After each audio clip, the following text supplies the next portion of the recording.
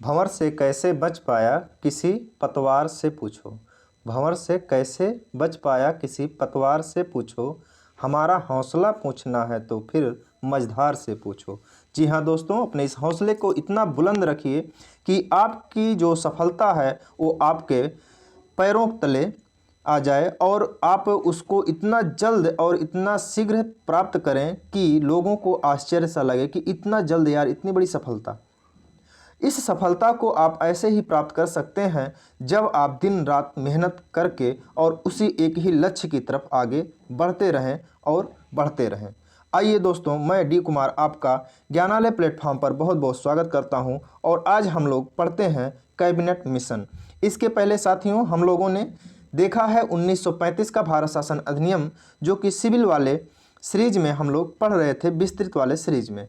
तो इसी सीरीज के आगे की कड़ी में हम लोग जोड़ते हैं कैबिनेट मिशन 1946 को। मित्रों, एक कैबिनेट मिशन है क्या, इस चीज़ को हम लोग जानते हैं कि कैबिनेट मिशन जो है साथियों, ब्रिटेन की जो सरकार है उसके कैबिनेट के कुछ सदस्य थे जो कि भारत में आए थे और उनका काम यह था कि भारत में जो सरकार है गठित करना, उसका कार्य प्रारंभ करवाना और संविधान सभा का गठन करवाना और उसके लिए सुझाव देना। इस तरह से साथियों, इसी के बारे में जो कुछ भी टॉपिक है, कितने इसके सदस्य थे, इसके क्या कार्य थे, इसने क्या कार्य किया, इसका क्या परिणाम निकला, इनको हम सभी लोग आइए देखते हैं। तो मित्रों, यहाँ पर आप देख रहे हैं कि द्वितीय विश्व युद्ध समाप्त होने के बाद लेबर पार्टी ब्रिटेन में जब सत्ता में आई तो उसने भारतीय समस्याओं के लिए क्या किया, मार्च 1946 में एक कैबिनेट मिशन को भेजा भारत में। इसके 3 सदस्य थे। 3 सदस्यों में लॉर्ड पैथिक लॉरेंस थे, स्टेफर्ड क्रिप्स थे और मिस्टर एवी अलेक्जेंडर थे। इस तरह से कैबिनेट मिशन का मुख्य उद्देश्य जो किया गया था यहाँ पर, वह था भारतीयों द्वारा संविधान बनाने का कार्य आरंभ करवाना। क्या था? भारतीयों के द्वारा संविधान का जो बनाने का कार्य था उसको आरंभ करवाना।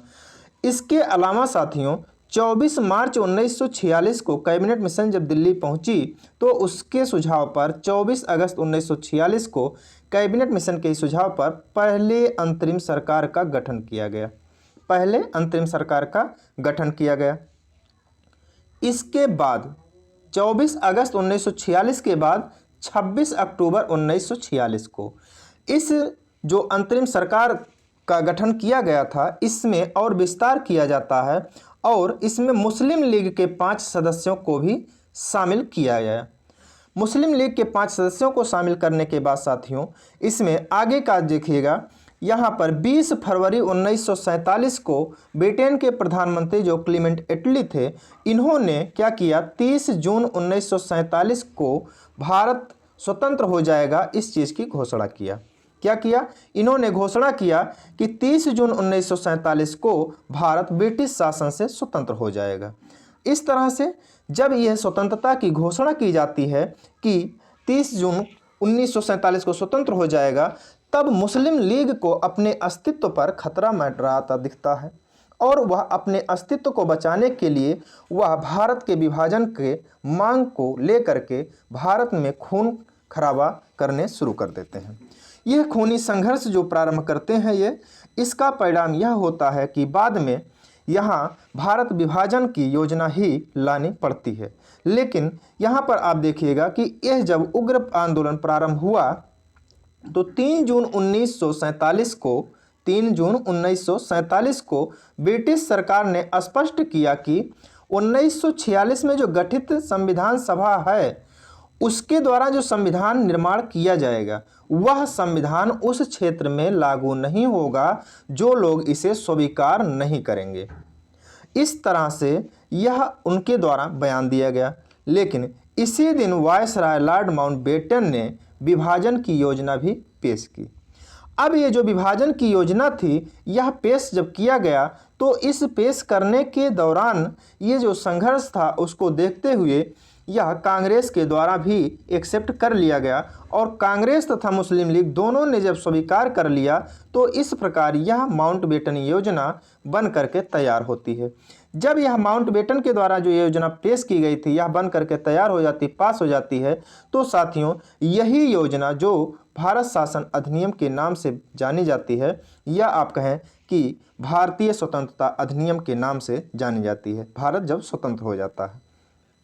तो यहाँ पर आप देखिएगा कि जब भारतीय स्वतंत्रता अधिनियम पारित हुआ तो उसमें जो जो प्रावधान थे उनमें कौन कौन मुख्य थे उसको हम लोग आइए देख लेते हैं। इसमें से आप देखेंगे कि इसने मतलब स्वतंत्रता अधिनियम 1947 ने इसने वायसराय का पद समाप्त कर दिया और दोनों राष्ट्रों में गवर्नर जनरल का पद घोषित किया। यानी कि जो वायसराय पद था अब उसे समाप्त करके अब क्या किया जा रहा है, गवर्नर जनरल का पद सृजित किया जा रहा है। इसके अलावा इसमें 15 अगस्त 1947 को भारत का विभाजन कर दो स्वतंत्र और संप्रभु राष्ट्र भारत और पाकिस्तान का सृजन किया गया। अब यहाँ पर साथियों दो शब्द आए हैं, एक है स्वतंत्र और एक है संप्रभु राष्ट्र। तो आपको ये पता तो चल रहा होगा कि स्वतंत्र राष्ट्र तो गठित किए गए थे, लेकिन ये संप्रभु राष्ट्र का मतलब क्या है। तो साथियों हम आपको बता दें कि कोई भी व्यक्ति स्वतंत्र तो हो सकता है लेकिन संप्रभु नहीं हो सकता तब तक जब तक कि वह अपने फैसलों को पूरी तरह से अपना खुद अपने मन से ना करने के लिए स्वतंत्र हो। यानी कि कोई भी देश तब तक संप्रभु नहीं कहा जाएगा जब तक कि वह अपने आंतरिक और बाह्य मामलों में जो डिसीजन होता है वह डिसीजन लेने के लिए पूरी तरह से स्वतंत्र ना हो। तो यहाँ पर स्पष्ट करते हुए यह कहा गया कि भारत आज से स्वतंत्र भी है और संप्रभु भी है। यानी कि भारत और पाकिस्तान दोनों स्वतंत्र और संप्रभु राष्ट्र के रूप में स्वतंत्र हुए। अब आपको समझ में आ गया होगा कि संप्रभु का मतलब क्या होता है। संप्रभु से तात्पर्य सीधा सीधा आप एक अर्थ से निकालिएगा कि संप्रभु ऐसे राष्ट्र को, संप्रभु राष्ट्र ऐसा राष्ट्र होता है जो अपने आंतरिक और बाह्य मामलों में निर्णय लेने के लिए पूरी तरह से स्वतंत्र होता है और उस पर किसी देश का दबाव नहीं होता है। ठीक है साथियों, आगे हम लोग देखते हैं कि दोनों राष्ट्रों की संविधान सभाओं को संविधान निर्माण के साथ साथ यह भी अधिकार था कि वह किसी भी ब्रिटिश कानून को समाप्त कर सकते हैं।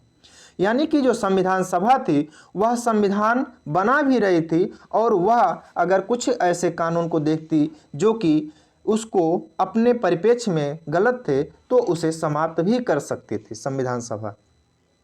ठीक है साथियों, आगे देखते हैं। इस अधिनियम में, स्वतंत्रता अधिनियम में जो शाही उपाधि था उसे समाप्त कर दिया गया। अब आप कहेंगे शाही उपाधि, भारत का सम्राट पर ये जो शब्द है वो समाप्त कर दिया गया, इसका क्या मतलब है। तो आपको पता होगा कि जैसे जब भारत शासन अधिनियम लाया गया था 1935 और उसके पहले जब आप देखेंगे 1857 की क्रांति होती है तब क्या होता है कि ब्रिटेन की महारानी आती हैं और यहाँ पर क्या होता है कि वो कंपनी के शासन को अपने हाथों में लेती हैं और भारत की क्या होती हैं, साम्राज्ञी घोषित की जाती हैं। यानी कि भारत की साम्राज्ञी है तो ब्रिटेन में आ रही भारत की साम्राज्ञी बनने। तो इस तरह से साथियों इनका क्या होता है कि ये भारत की साम्राज्ञी वाला जो पद था, शाही उपाधि जो था, इनके सम्राट को भारत का सम्राट, इन सब से सम्राट फम्राट का शब्द जो था ये छीन उन लिया गया। ठीक है, इस तरह से छीनने के बाद साथियों आगे का जो देखिएगा प्रावधान क्या है,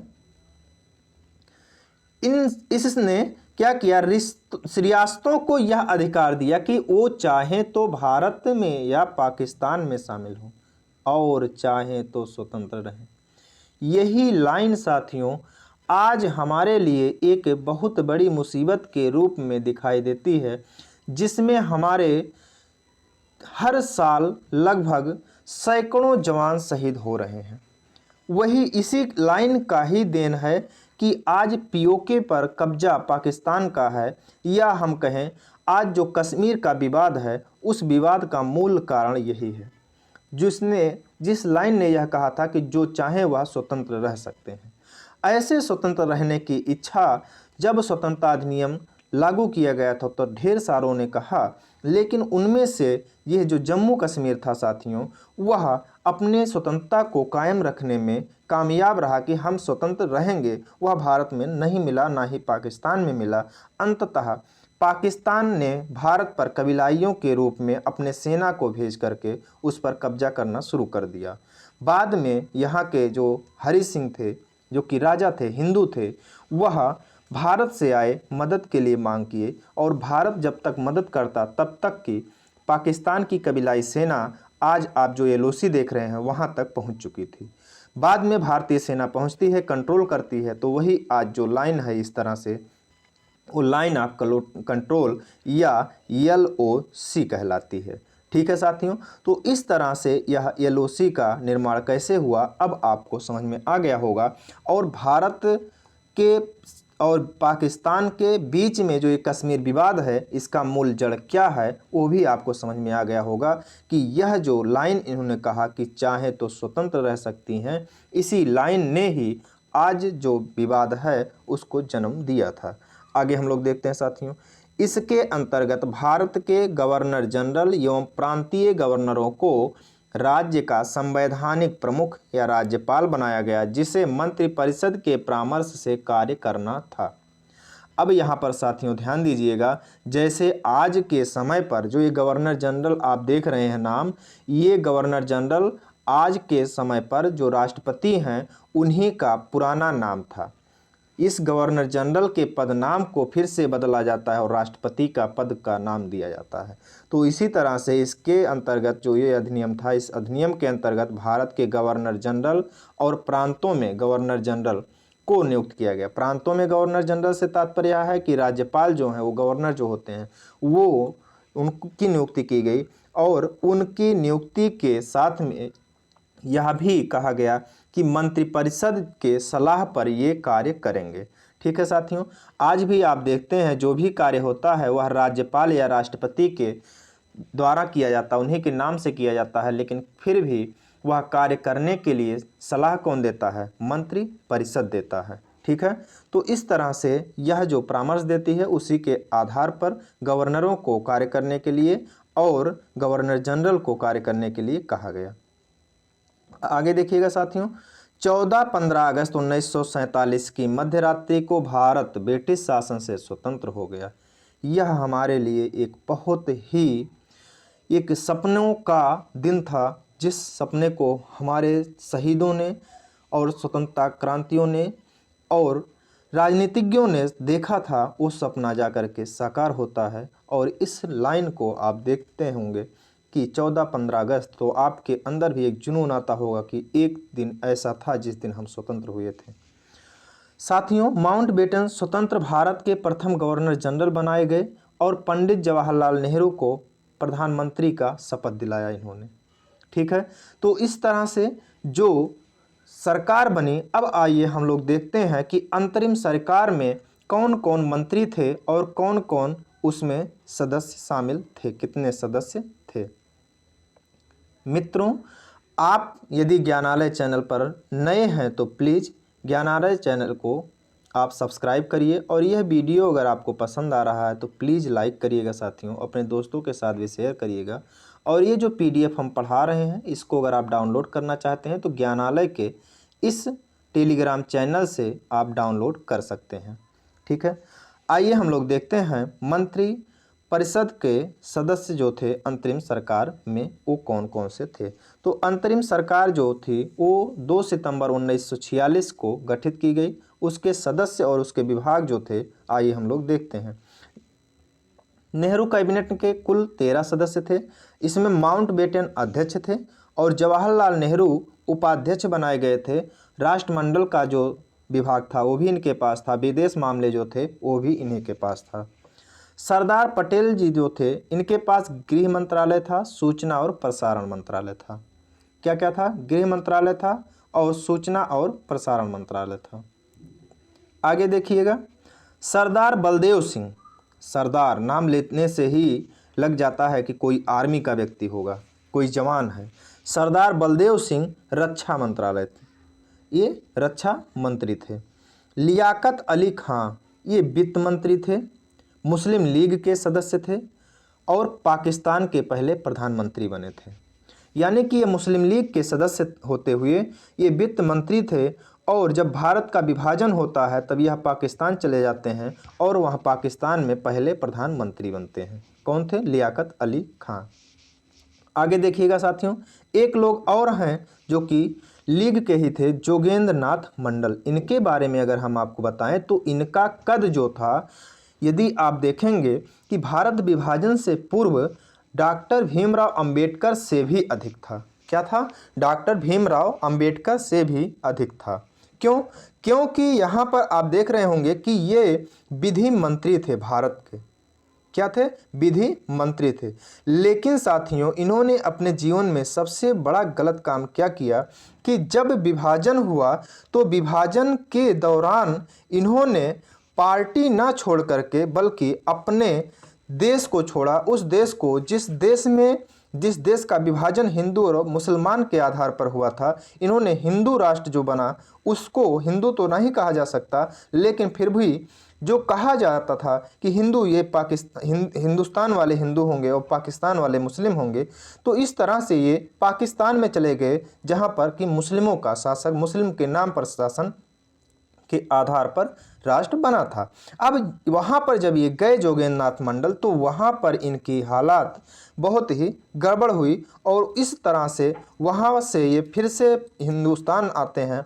लेकिन इनका कद इस तरह से लड़खड़ाता है कि यह कहीं के नहीं रहते, ना तो हिंदुस्तान के रहते हैं ना तो पाकिस्तान के रहते हैं। जबकि यही व्यक्ति एक समय ऐसा था जो कि अंबेडकर से भी ज़्यादा कद रखता था। ठीक, तो इनको याद रखिएगा, जोगेंद्र नाथ मंडल थे, लीग के थे और विधि मंत्री हुए थे। और ये किस कैबिनेट में हुए थे? अंतरिम कैबिनेट में, स्वतंत्र भारत की नहीं, स्वतंत्रता की प्राप्ति के पहले ही। यहाँ पर ध्यान दीजिएगा, डॉक्टर राजेंद्र प्रसाद जो थे वो खाद्य और कृषि मंत्री थे। आसफ अली जो थे, यहाँ पर आसफ लिख दिया गया है, गलत टाइप हो गया है। आसफ अली जो थे उनके पास रेलवे और परिवहन मंत्री थे। सी राजगोपालाचारी जो कि हमारे पहले शिक्षा मंत्री कहे जाते हैं, वो शिक्षा मंत्री थे। जगजीवन राम जो थे, इनके पास श्रम मंत्रालय था। क्या था? श्रम मंत्रालय था जगजीवन राम के पास। अब साथियों, हम लोगों के पास आता है कि स्वतंत्र जो भारत हुआ उसकी कैबिनेट में कौन कौन से लोग थे और उनके पास कौन कौन से जो विभाग थे वो थे।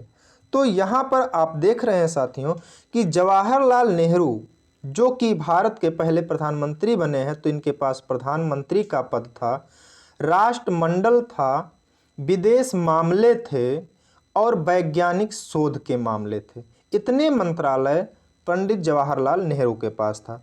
सरदार वल्लभ भाई पटेल जी के पास था गृह मंत्रालय, सूचना और प्रसारण मंत्रालय और राज्यों के मामले। यही राज्यों के मामले साथियों इनको ये ताकत दिया कि आज जो भारत है, इस भारत को जोड़ने का काम किया इन्होंने और ये एक भारत बनाने का काम किया इन्होंने। ठीक है, एक भारत बनाने का काम किया। नहीं तो आज जो आप भारत देख रहे हैं, इसमें 500 से भी ज़्यादा रियासतें थीं और हर रियासत को आप एक देश के रूप में देखते हैं। लेकिन इनका ही संघर्ष था कि इन्होंने एक भारत बनाया और मजबूत भारत बनाया। ठीक है, तो ये राज्यों के मामले जो थे, सभी राज्यों को एक करने का कार्य इन्होंने किया। सभी जो रजवाड़े थे उनको एक करने का कार्य किया। लेकिन जम्मू कश्मीर क्योंकि अपने आप को स्वतंत्र कह चुका था, वह एक अलग से देश बन चुका था, तो इसलिए यह विदेश था और विदेश मामला जो था वह था पंडित नेहरू के पास। यही लिए आज जम्मू कश्मीर के लिए जो विपक्षी पार्टियां हैं, कांग्रेस से इतर पार्टियां हैं, वो नेहरू को जिम्मेदार मानती हैं कि जो जम्मू कश्मीर का विवाद है यह नेहरू का देन है, क्योंकि इसमें इंटरफेयर करने से पंडित नेहरू ने इनको रोक दिया कि आपके अंतर्गत नहीं है, यह विदेश मामला है और ये हमारे अंतर्गत आता है। इसलिए सरदार पटेल इस मामले को सुलझा नहीं सके। आगे देखते हैं हम लोग साथियों, यहाँ पर तीसरा है डॉक्टर राजेंद्र प्रसाद का मंत्रालय। तो इनके पास था खाद्य और कृषि मंत्रालय। सरदार बलदेव सिंह जो थे, इनके पास फिर से वही रक्षा मंत्रालय, सरदार बलदेव सिंह। आगे है R.K. षणमुखम शेट्टी, तो इनके पास है वित्त मंत्रालय। और अब यहाँ पर देख रहे हैं भारतीय संविधान के शिल्पीकार यानी कि डॉक्टर भीमराव अंबेडकर विधि मंत्री बनते हैं। क्यों बनते हैं? क्योंकि अब भारत का विभाजन हो गया, ये स्वतंत्र भारत की कैबिनेट है। और स्वतंत्रता प्राप्ति के बाद जो कि यहाँ पर आप देख रहे थे जोगेंद्र नाथ मंडल जी को, तो ये जोगेंद्र नाथ मंडल कहाँ चले गए थे? यह चले गए थे पाकिस्तान में। कहाँ चले गए थे? लीग के सदस्य थे, पाकिस्तान चले गए थे।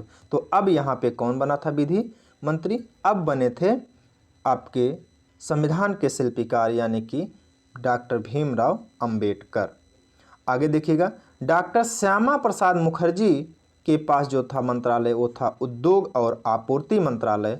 और अबुल कलाम आज़ाद साथियों स्वतंत्र भारत के पहले शिक्षा मंत्री बने। इस चीज़ को आप याद रखिएगा, सीटेट में भी पूछ सकता है या टीजीटी पीजीटी में भी कहीं पर भी पूछ सकता है, या सुपर टेट में भी पूछ सकता है, टेट में भी।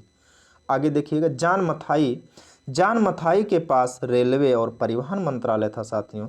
जगजीवन राम के पास वही मंत्रालय पड़ा रहा, श्रम मंत्रालय। और राजकुमारी अमृत कौर के पास साथियों स्वास्थ्य मंत्रालय आया। तो इस तरह से मित्रों आपने देखा एक विस्तृत और अच्छे से अध्ययन करके किस कैबिनेट मिशन जो आया उसने हमारे यहाँ क्या परिवर्तन किया, कितना क्रांतिकारी परिवर्तन किया, और यह कैबिनेट मिशन हमारे लिए कितना सक्सेसफुल रहा। इसने हमारे देश के लिए संविधान सभा का गठन किया, हमारे देश का पहले जो सरकार थी, पहली जो अंतरिम सरकार थी उसका गठन का सुझाव दिया। स्वतंत्र हुआ भारत, उसके बाद जो भी गठित हुआ उसमें इसका क्या हुआ रोल, कुछ तो इसमें नहीं रहा, लेकिन अप्रत्यक्ष रूप से इसी ने नींव रखा और इसके परिणाम स्वरूप हम स्वतंत्र हुए। तो साथियों अब इसी पर हम लेते हैं आपसे विदा, और उम्मीद करते हैं आपको ये वीडियो बहुत ही लाभकारी रहा होगा और आपको ये पसंद भी आया होगा। अगर साथियों आपको यह वीडियो पसंद आया है तो प्लीज़ एक लाइक तो कर ही दीजिए। एक लाइक कर देंगे अगर, तो इस लाइक से हमारा मनोबल बढ़ेगा। बाकी आपको एक पॉजिटिविटी आपके अंदर आएगी। कोई भी चीज़ अगर आप नेगेटिविटी में लेते हैं तो आपके अंदर हमेशा नेगेटिविटी आती है। जब आप किसी चीज़ का समर्थन करते हैं तो आपके अंदर पॉजिटिविटी आती है। अगर आपको ये पसंद आया है तो प्लीज़ लाइक करिए। यदि चैनल पर नए हैं तो चैनल को भी सब्सक्राइब करिए और अपने दोस्तों के साथ भी शेयर करिए। चलिए मिलते हैं नेक्स्ट टॉपिक में, तब तक के लिए नमस्कार, जय हिंद, वंदे मातरम साथियों।